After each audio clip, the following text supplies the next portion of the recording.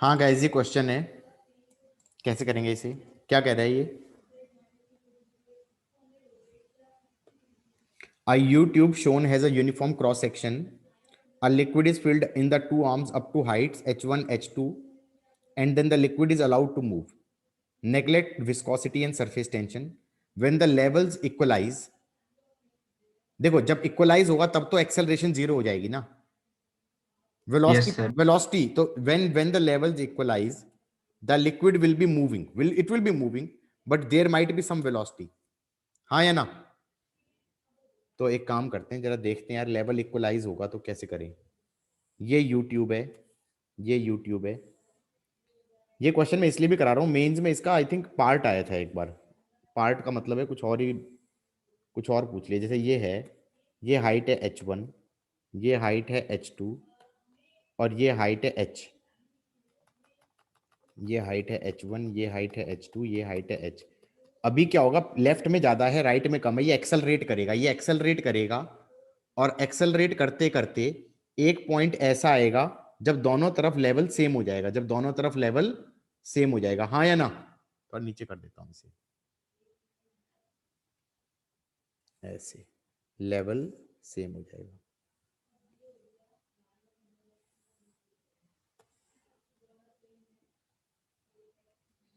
यहां पर कुछ लेवल हो गया, यहां पर कुछ सेम लेवल हो गया। यहां तक की बात सही है?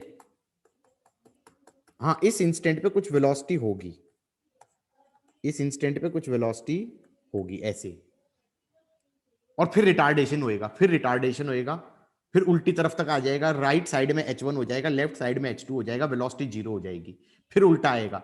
असलियत में जो ये मोशन है ना, ये एसएचएम है, ऑसिलेशंस हो रही हैं, ऑसिलेशंस की फील आ रही है। ऐसे ऐसे लिक्विड छोड़ दिया तुमने, जाएं जाएं जाएं जाएं, ये ऑसिलेशन सिंपल हार्मोनिक मोशन वाली ऑसिलेशंस हैं। तो जब वो चैप्टर कराऊंगा तब इस क्वेश्चन को दोबारा कराऊंगा मैं, हाँ या ना, कि एसएचएम से कैसे करेंगे।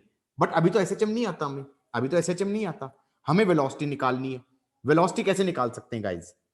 कैसे निकाल सकते हैं? इस हाइट को ले लो एच डैश, और इस हाइट को भी ले लो एच डैश। ये बता दो, ये कह सकता हूं कि h1 into area plus h2 into area should be equal to h dash into area plus h dash into area, ये बोल सकता हूं। h डैश आ जाएगा h1 plus h2 by two, h1 plus h2 by two. किस किस को ये चमक गया? जब हाइट इक्वेट हुई, जब हाइट इक्वेट हुई उस टाइम का हाइट निकाल ली हमने एच डैश। बोलो हाँ, जब जब हाइट दोनों तरफ इक्वेट होगी, लेवल्स इक्वलाइज होंगे, वो वाली हाइट हम निकाल चुके हैं। बोलो हाँ गाइस, गॉट इट और नॉट? सब सो रहे हैं, मैं म्यूट पे तो नहीं पढ़ा रहा हूं। ओए पारस, Yes, No, sir. sir. निशा, समझ में आई है मेरी बातें? नहीं आई है? Yes, sir. अब मैं ये कह रहा हूं कि वेलोसिटी कैसे निकाल सकते हैं। ऐसे कह सकते हैं, loss in GP gain in K, loss in GP gain in K. How do you find loss in GP? ऐसे केसेस में हमेशा रेफरेंस लेवल लेते थे। रेफरेंस लेवल ले लो, ये हो गया तुम्हारा रेफरेंस लेवल, और क्या कह दोगे, सेम रेफरेंस लेवल ले लो, सेम रेफरेंस लेवल ले लो, और ये कह देंगे loss in gravitational potential energy is gain in kinetic energy. मैं इसलिए कह रहा था कि ये क्वेश्चन करना जरूरी है कि भाई गेन इन काइनेटिक एनर्जी से तो तुम वी निकालोगे, लेकिन आई थिंक मेंस में प्रीवियस ईयर में ऐसे क्वेश्चन आया था, find the loss in GP, find the loss in GP when the levels equalize. हाँ या ना? बात समझ में आई है नहीं आई? Yes, sir. तो find loss in GP, loss in GP क्या हो जाएगा, initial minus final, initial minus final. Initial, इस पूरे का मास ले लो m1, इस पूरे का मास ले लो m1, इस पूरे का मास ले लो m2, इस पूरे का मास ले लो m डैश, इस पूरे का मास ले लो m डैश। तो इनिशियल पोटेंशियल एनर्जी क्या हो जाएगी, m1g बेटा h1/2 होगी। सेंटर ऑफ मास भी तो यूज करना पड़ेगा, भूल गए? हाँ या ना? सेंटर ऑफ मास के Yes. बिना थोड़ी कर देंगे। दूसरा हो जाएगा m2g h2/2 minus m dash g h dash by two, लेकिन ये दो बार आएगा, cut wise. Everybody got it और नॉट? आया है समझ में? नहीं आया है? यस सर, आ गया। m1 को क्या लिख दोगे? m1 को क्या लिख दोगे? m1 को लिख दोगे a h1 रो। m2 को क्या लिख दोगे? a h2 row. m dash को क्या लिख दोगे? a h dash rho. सही है। ये कितना आ जाएगा?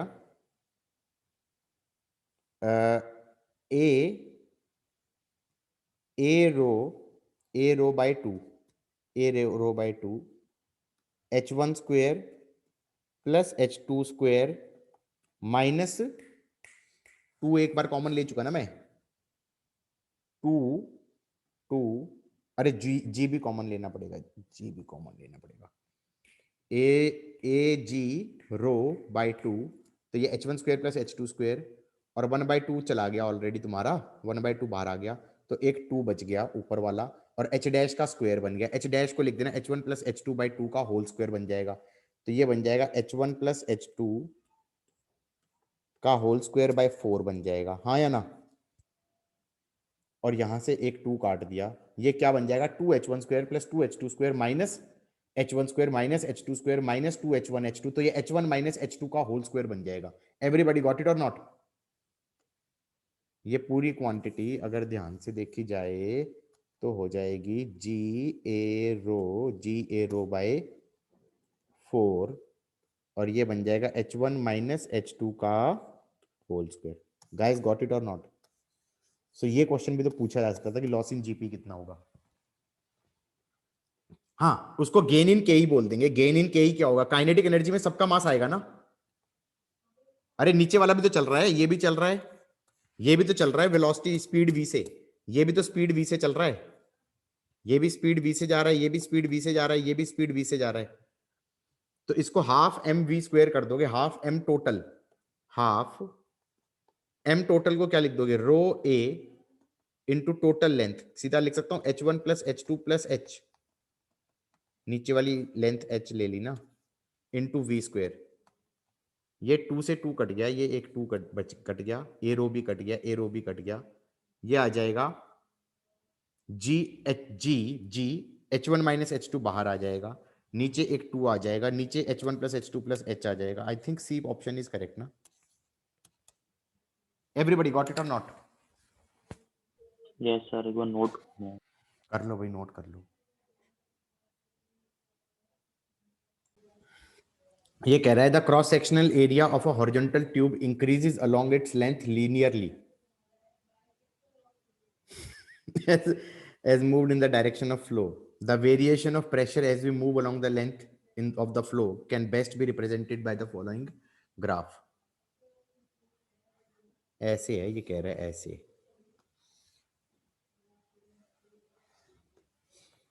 Cross sectional area of a horizontal tube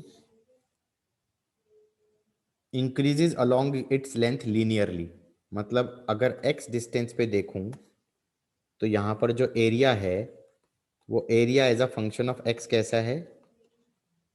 alpha plus beta X type का है, alpha plus beta X type का है, सही है। तो कह रहे प्रेशर के साथ क्या होगा? मैंने कहा भाई यहां पर P1 था, यहां पर P2 था। एक इक्वेशन तो क्या हो जाएगी, यहां पे एरिया ले लो A0, A1 ले लो, ये A2 ले लो, ये A2 हो गया। तो किसी भी पॉइंट पे देखा जाए तो pressure at x, pressure P2 को प्रेशर एट x बोल दिया, plus half row v square plus 0 is constant. Basically यही तो इक्वेशन हो रही है बर्नौली की, बोलो हाँ। Pressure at x plus half row v square plus 0 is constant. Yes. और हम ये कह सकते हैं Q क्या हो जाएगा? Area into velocity. तो वेलोसिटी को क्या लिख सकता हूं? Q कांस्टेंट होता है हर जगह, तो Q square by A square हो जाएगा, Q square by A square हो जाएगा। तो pressure at x plus rho by 2 Q square upon alpha plus beta x का whole square plus 0 is constant. Everybody got it और not? इस type का question है, किस किस को ये समझ में आया है? हाँ या ना? नहीं आया तो पूछ लो यार, प्रीवियस ईयर का क्वेश्चन है, नहीं आया तो पूछ लो कि नहीं समझ में आया। सर बोलो। मैं disconnect हो गई थी, मेरा मिस हो गया ये क्वेश्चन। तो थोड़ा सा उससे देख लेना, रिकॉर्डिंग से देख लेना। Okay sir. ठीक है, मैं ये कह रहा हूं बाकियों को समझ में आया है। Yes, sir. एरिया हमारा लीनियरली इंक्रीज कर रहा था तो ऐसे कर दिया, तो pressure plus half rho V square plus 0 is constant, ये बर्नौली इक्वेशन लगा दी। Yes, sir. वेलोसिटी को लिख सकता हूं मैं वॉल्यूम पर सेकंड अपॉन एरिया, और वेलोसिटी का स्क्वायर था तो उसका स्क्वायर कर दिया। तो क्या मैं कह सकता हूं ये इक्वेशन क्या बन रही है, पी को वाई ले रहे हो ये चीज, तो वाई इज इक्वल टू, इसको बोल दिया कांस्टेंट सी, तो C minus rho by 2 Q square upon alpha plus beta x का होल स्क्वायर। इसका ग्राफ चाहिए इसे बेसिकली, ये basically y is c minus a upon alpha plus beta x का स्क्वायर, इसका इस टाइप का ग्राफ चाहिए।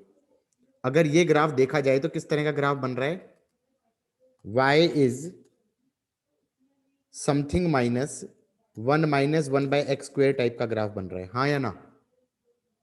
ठीक है, 1 नहीं होगा, कुछ और कॉन्स्टेंट्स होंगे, इस टाइप का ग्राफ बन रहा है। तो ये ग्राफ कैसा बन रहा है, y is minus 1 by X square का टाइप का ग्राफ बन रहा है। माइनस 1 बाय एक्स स्क्वायर का ग्राफ कैसा होता है, इस प्रकार का। माइनस 1 बाय एक्स स्क्वायर का ग्राफ ऐसा होता है। y माइनस 1 करूंगा तो y एक्सिस में ऊपर शिफ्ट हो जाएगा, ऊपर शिफ्ट हो जाएगा तो ये ग्राफ कुछ इस प्रकार का हो जाएगा, बोलो हाँ। लेकिन यहां पर एक्स स्क्वायर भी नहीं है, ये x प्लस समथिंग का स्क्वायर है, x प्लस समथिंग का स्क्वायर है, तो x में प्लस समथिंग कर रहे हैं तो लेफ्ट में शिफ्ट हो जाएगा, लेफ्ट में शिफ्ट हो जाएगा तो ये ग्राफ किस प्रकार का हो जाएगा, एसिम्पटोट यहां बन जाएगी, इस प्रकार का ग्राफ हो जाएगा।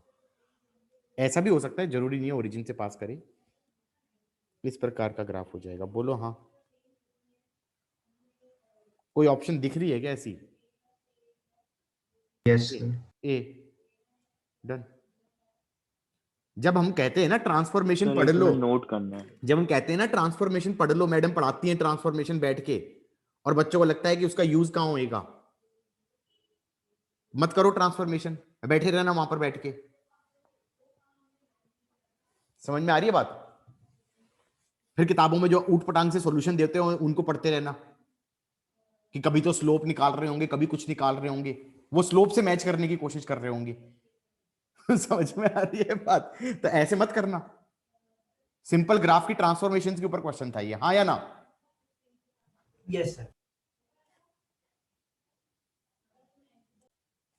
हाँ गाइस, क्या कह रहा है ये क्वेश्चन? यार कुछ तो खुद भी ट्राई कर लो यार, सारे क्वेश्चन मेरे से करवाओगे क्या? करो खुद से ट्राई, हद बच्चे हो, सब मुझसे करवा रहे हो। ट्राई दिस क्वेश्चन, 2 मिनट दे रहा हूं, 3 मिनट दे रहा हूं। गाइस क्वेश्चन ये कह रहा है, sir 1 minute sir please.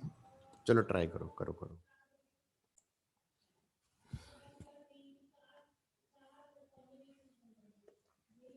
A cylinder of radius r floats in liquid of density rho as shown, कि भाई ये सिलेंडर था, ये L/3 अंदर है और ये फ्लोट कर रहा है, तो नीचे लग रहा है mg और ऊपर लग रहा है बॉइंट फोर्स, तो mg should be equal to buoyant force. ठीक है, यहां तक mg हो जाएगा pi r square l pi r square l rho body g, और बॉइंट फोर्स हो जाएगा pi r square L/3 rho liquid g। अरे भाई मैथ्स की मैम थोड़ा सा धीरे चिल्लाओ यार, पूरी लेक्चर में रिकॉर्डिंग में जा रहा है यार।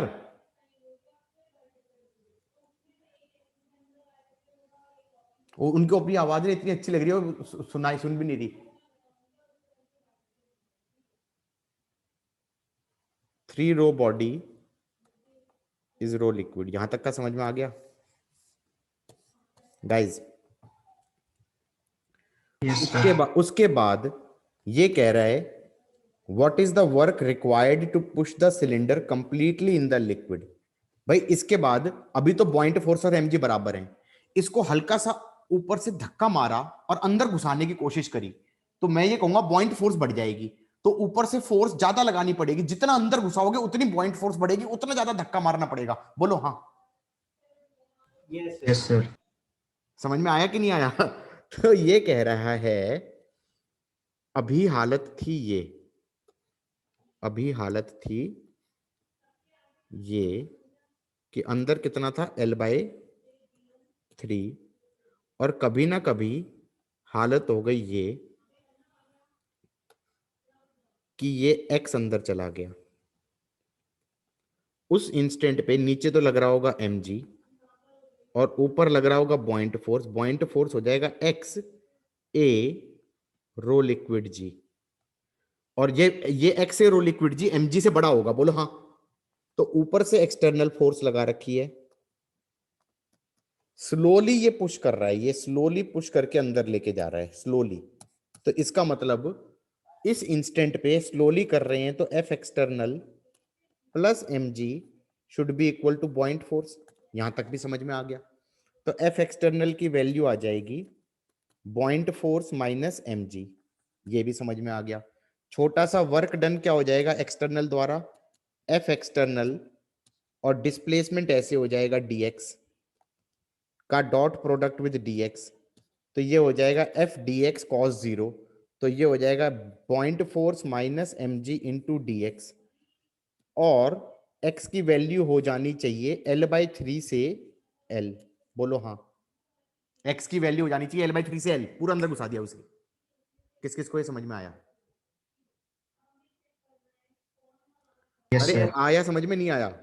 पॉइंट को लिख देना x a row liquid g minus mg into dx, और x गोज फ्रॉम L/3 से L। इसका इंटीग्रल क्या बनेगा? ये बनेगा a row liquid g, a row liquid g L square minus L square bye 9, तो 8L square by 9 divided by 2 minus mg, L minus L/3 is 2L/3। ये answer होना चाहिए, हाँ या ना? अब यहां पर प्रॉब्लम क्या थी? किसकी डेंसिटी दे रखी थी इसने? लिक्विड की डेंसिटी दे रखी थी, रो बॉडी नहीं दिया था, रो बॉडी नहीं दिया था। तो यहां पर लिख देना mg को, ये लिख दो ना सीधा, खत्म कहानी यार, खत्म कहानी। ये लिख दो, हाँ या ना? mg को ये लिख दो यहां पर mg को, तो आंसर आ गया a, एरिया को लिख देना pi r square rho liquid g 8 L square by 18 minus mg को लिख दिया pi r square L/3 rho liquid g into 2L/3। कितना आ रहा है? ये आ रहा है एक second, 4/9 minus 2/9, that will be something like 2/9 into something something। A option. ये ऑप्शन आ रहा है, ठीक है। देखो खुद से ट्राई करोगे फिर डाउट पूछोगे, अच्छा लगेगा। बताओ क्यों? मैंने तो ये करा दिया। किसी बच्चे ने मेरे से आज से कई साल पहले डाउट पूछा था, उसने कहा था सर इसे कंजर्वेशन ऑफ एनर्जी से क्यों नहीं कर रहे, why are we not doing it using conservation of energy, and he tried that using conservation of energy, उसका गलत आ गया। Then I tried, he asked the question, then I tried using conservation of energy, then I realize कि इसमें क्या क्या पंगे आएंगे। भाई इसमें क्या कर रहे थे तुम? ये कह रहे थे कि पहले लिक्विड, पहले ऐसे था ये सिचुएशन, पहले सिचुएशन ऐसे थी, यहां पे था, ये L/3 था, ये मास m था। अब ये कह रहा है कि फाइनल सिचुएशन ये होनी चाहिए कि पूरा अंदर चला जाए, तो ये L हो जाए, ये L हो जाए, और उसने दिमाग लगा के ये कहा work done by external force will be will be in external force ने धक्का मार मार के सम हाउस के दिमाग में आया कि चेंज इन पोटेंशियल एनर्जी से निकल जाएगा, चेंज इन पोटेंशियल एनर्जी से, और उसका आंसर नहीं निकला।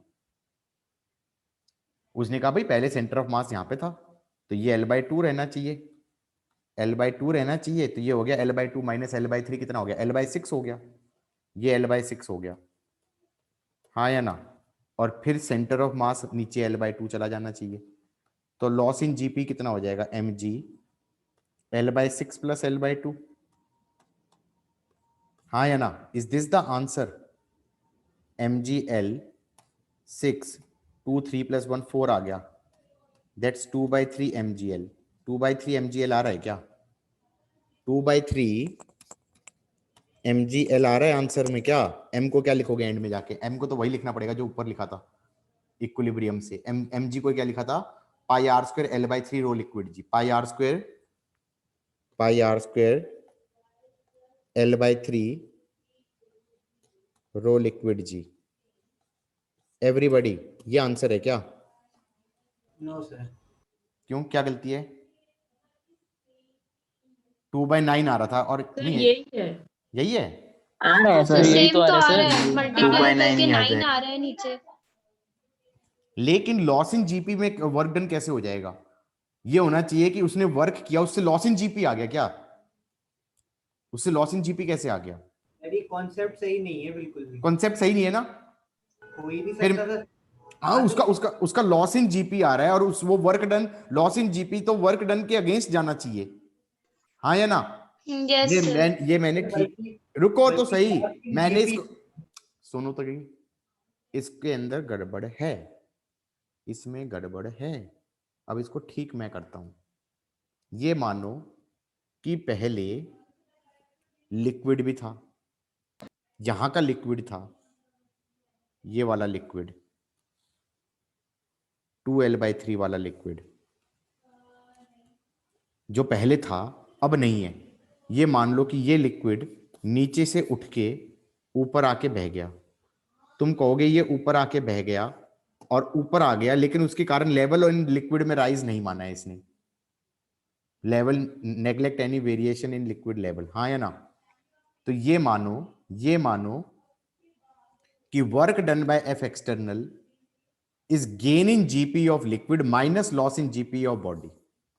लिक्विड भी तो ऊपर गया, ये 2L/3 ये हाइट है, ये लिक्विड उठ के इस पोर्शन में तो नहीं है, ये नीचे का जो लिक्विड है ये उठ के ऊपर आ गया, तो हम ये कहेंगे mass of liquid g into ये L/3 हो गया, तो L/3 प्लस L/3 कितना गया, 2L/3, mass of liquid g into 2L/3, ये गेन इन जीपी हुआ minus loss in GP is work done by F external. अब इट मेक्स मोर सेंस, बोलो हाँ। नाउ दिस इज एग्जैक्ट फंडा जिससे हो जाएगा। किस किस को समझ में आ रही है बात या नहीं आ रही है, यस सर।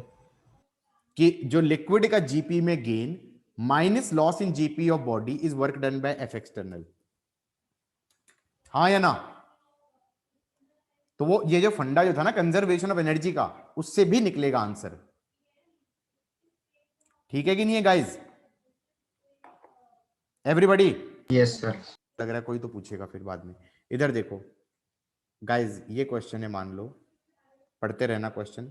यहां पे प्रेशर है P एटमोस्फियर, इस लेवल के जस्ट नीचे प्रेशर है P atmosphere -2 sigma by R, हाँ या ना। यहां पे प्रेशर हो जाएगा P atmosphere -2 sigma by R plus H, कौन सा, ρ2g, सही है। और उसी हॉरिजॉन्टल लेवल में ये लिक्विड और ये लिक्विड सेम है, जस्ट लेयर के नीचे, ये प्रेशर कितना हो जाएगा, P atmosphere plus H ρ1g, और ये दोनों प्रेशर इक्वेट कर दो, हाँ या ना, डन।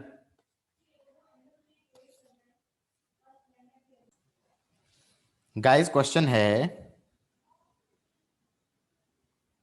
क्वेश्चन कहता है a conical glass capillary tube of length इतना, हैज डायामीटर इतना एंड इतना एट द एंड्स। क्या क्या बोला है इसने, डायग्राम बनाते आएंगे। When it is just immersed in liquid at 0 degree Celsius with larger diameter in contact with it, liquid rises to इतना height in the tube। ये कह रहा है ये कैपिलरी ट्यूब है, ऐसे। सही है। क्या क्या दिया हुआ है उसको मार्क करते जाते हैं। इसका रेडियस दे दिया R1, ये दे दिया, और ये रेडियस दे दिया R2, ये भी दे दिया, ये हाइट दे दिया H, ये भी दे दिया, और लार्जर डायमीटर जब कांटेक्ट में है तो लिक्विड राइजेस टू इतना हाइट। इसको जस्ट लिक्विड से टच कर दिया और ये ऐसे चढ़ गया। कुछ दिया नहीं है, एंगल ऑफ कांटेक्ट 0 मान लो। अच्छा दिया ही हुआ है एंगल ऑफ कांटेक्ट 0, ऐसे मान लिया। ये हाइट भी दे दिया, कितने हाइट तक चढ़ा है। हालांकि ये इतना चौड़ा नहीं है जितना मैंने बना दिया, ये बहुत ही पतला सा होगा, हाँ या ना, ऐसे से होगा ना। किस किस को पल्ले पड़ा है ये? यस सर, वो तो मैंने, है। हाँ कैपिलरी ट्यूब है ना, मतलब बहुत पतली सी है यार, ऐसे है और ऐसे चला गया, ऐसे है ये, हाँ या ना। तो अब इसमें जो दिया है उससे मैं क्या क्या कंक्लूड कर सकता हूं। इसने पहले तो फॉर्मूला बनेगा, ये रेडियस ले लो r, इस रेडियस को ले लो r, और ये बन जाएगा 2 sigma by r is h, कौन सा h, ये वाला h dash into rho G. ये समझ में आया कि नहीं आया? यही तो फॉर्मूला बनेगा। When it is in just immersed, जिसका लेंथ दे रखा था h दे रखा था, और just immersed the liquid rises to इतना हाइट, ये h डैश दिया है, ये h डैश है, ये h डैश रो जी हो गया। r निकल जाएगा, r निकल जाएगा, r निकल जाएगा, जैसे आज की क्लास में कर रहे थे सिमिलैरिटी ऑफ ट्राइंगल लगा के, ये हो जाएगा r1 plus r2 minus r1 by h into h minus h dash. बोलो हाँ। Yes sir. Yes sir. Got it. तो इससे क्या निकल गया, तुम्हें r भी पता है, h डैश भी पता है, डेंसिटी भी पता है, ये आ गया सरफेस टेंशन, हाँ या ना? ठीक है, ये आ गया तुम्हारे पास surface tension. And this is at liquid at 0 degree Celsius. So ये आ गया surface tension at 0 degree Celsius. Guys got it और नॉट? यस किस सर। किस को समझ में आ गया ये चीज? ये कहां तक का पार्ट पढ़ के हुआ है? यहां तक का पार्ट पढ़ के हुआ है। एवरीबॉडी बोलो हाँ। किसी को ये पार्ट अगर समझ में नहीं आ रहा तो कहां पे जाके देखोगे? जब मैं कोन के ऊपर, फ्रस्ट्रम के ऊपर फोर्स निकाल रहा हूं, हाँ या ना, तो वहां पर सिमिलैरिटी ऑफ ट्राइंगल से आर निकाल लेना। तो एक पार्ट तो ये हो गया। अब क्या बोल रहा है आगे? In another cylindrical glass capillary, इस बार सिलिंड्रिकल है भाई, चलो खुश। When immersed in the same liquid at 0 the liquid rises to इतना। अब ये कह दिया, इतना पढ़ाया इसने, तो ये आ गया 2 sigma by r is h rho जी। अब सिग्मा एट 0 तुम्हें पता है, h तुम्हें दे दिया, ये वाला h तुम्हें दे दिया, रो तुम्हें दे दिया, g तुम्हें दे दिया, ये रेडियस ऑफ ट्यूब दे दिया एक तरीके से।